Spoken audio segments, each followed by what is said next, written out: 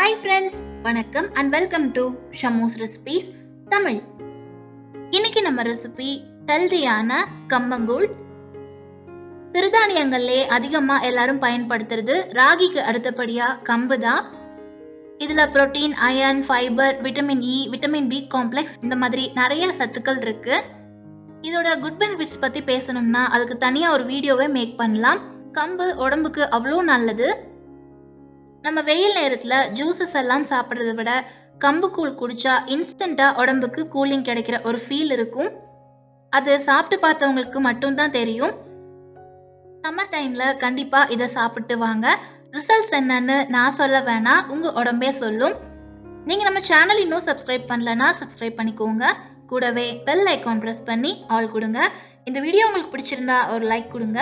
நீங்க கொடுக்குற ஒவ்வொரு லைக்ஸும் கமெண்ட்ஸும் எங்களுக்கு இன்னுமே மோட்டிவேட்டடா இருக்கும்.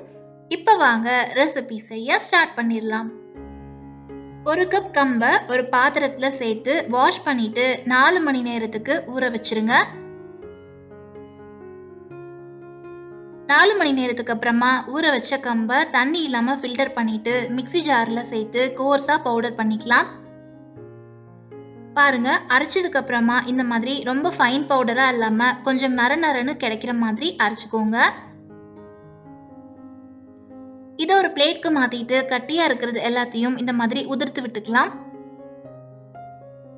ஒரு பாத்திரத்துல 4 கப் தண்ணி சேர்த்துக்கலாம். நான் 1 கப் கம்பு எடுத்திருந்தேன், ஸோ 4 கப் தண்ணி சேர்த்துக்கிறேன். தண்ணி நல்லா கொதிச்சு வரட்டும். பவுடர் பண்ணி வச்சிருக்கிற கம்புல 1 கப் தண்ணி விட்டு கரைச்சிட்டு கொதிக்கிற தண்ணியோட சேர்த்துக்கலாம். இதை கைவிடாம கலந்து விடுங்க. நான்ஸ்டிக் பாத்திரம் யூஸ் பண்ணீங்கன்னா சீக்கிரமா அடிப்பிடிக்காம இருக்கும்.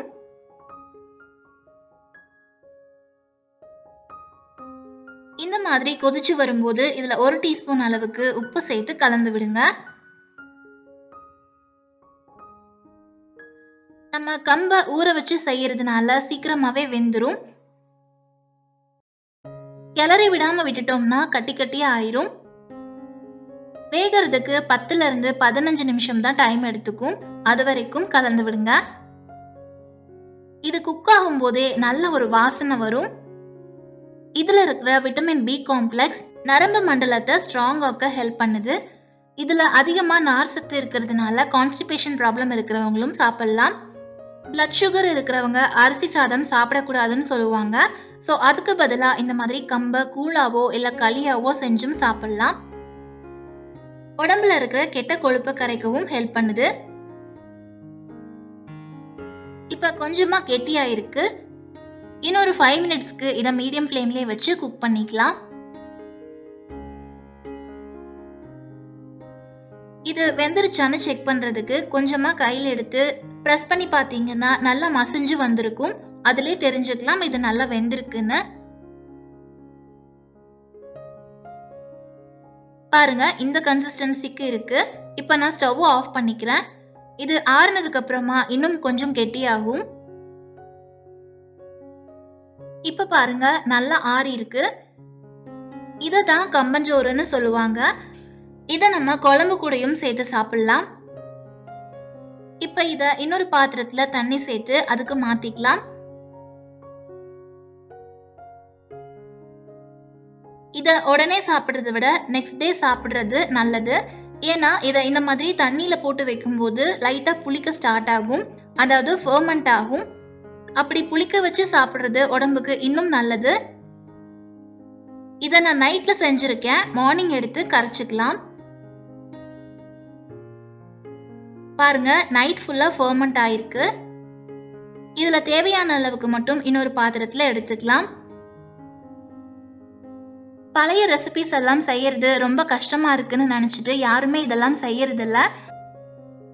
பட் இதெல்லாம் செய்யறதுக்கு ரொம்ப ஈஸியான ரெசிபிஸ் தான்.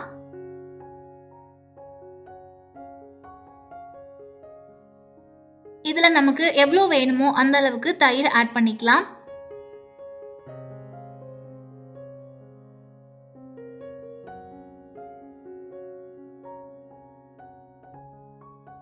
கூடவே கொஞ்சமா உப்பு சேர்த்து கரைச்சு விட்டுக்கோங்க. கரண்டியால சரியா கரைக்க முடியாது, ஸோ கையால கரைச்சிட்டு சர்விங் பவுலுக்கு மாத்திக்கலாம். வெயில் நேரத்துல இதை சாப்பிடும்போது தாகம், பசி ரெண்டுமே தீர்ந்து போயிரும்.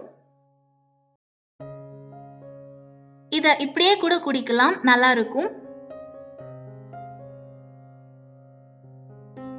ட்ரெடிஷ்னலா செய்யற மாதிரி இது கூட கொஞ்சமா உரிச்ச வெங்காயம் சேர்த்து பச்சை மிளகாயும் சேர்த்துட்டு நமக்கு பிடிச்ச சைட் டிஷ் வச்சு சர்வ் பண்ணிக்கலாம்.